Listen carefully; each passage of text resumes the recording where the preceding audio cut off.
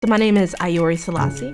I'm a solution engineer. My name is Emma Colner. I'm a software engineer at Stitch Fix. My name is Zoe Madden-Wood, and I'm a software engineer. I am coding in a language called Ruby. There's a web framework called Rails. And so you might hear the term Ruby on Rails. I learned Python recently, and I even dabbled with C, which is a very old and low-level language. And the services that I can provide range from consulting and advising around how to use technology to build solutions, all the way down to actually building out your first prototype. I did a few computer science classes in college, but the experience was kind of alienating. The courses were 90% male. I looked around at the people who already knew programming, and they were so much more advanced.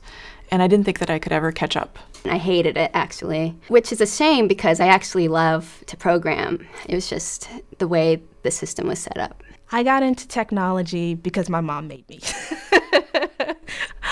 My mom is just a really very smart, wonderful, incredible woman. Very ambitious. She raised 8 kids on her own, and she could see, she was very forward thinking, and so she could see that technology was going to run the world.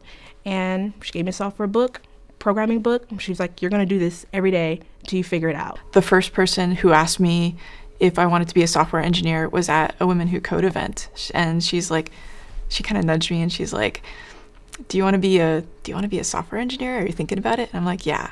And I very begrudgingly admit it. And she's like, yes. Women are half the population of the world, and we need to make sure that they have their part in creating the technology that's going to make the world better for everyone, including women. But the joke is that in tech, at least 5 to 10% of your time, if you're a woman, is being a woman.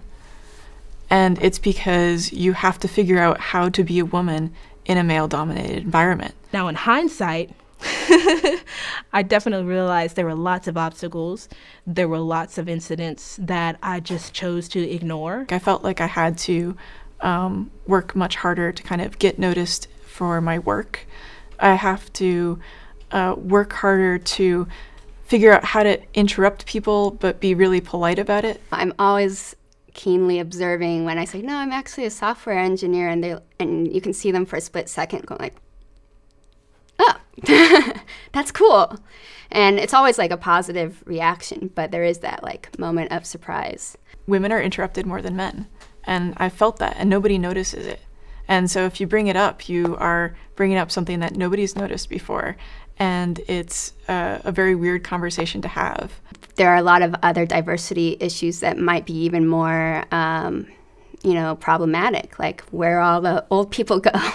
The secret in hiring more women is keeping the ones that you have. A lot of women want to work with other female software engineers. Nobody wants to be the first engineer out of 20 who's a woman.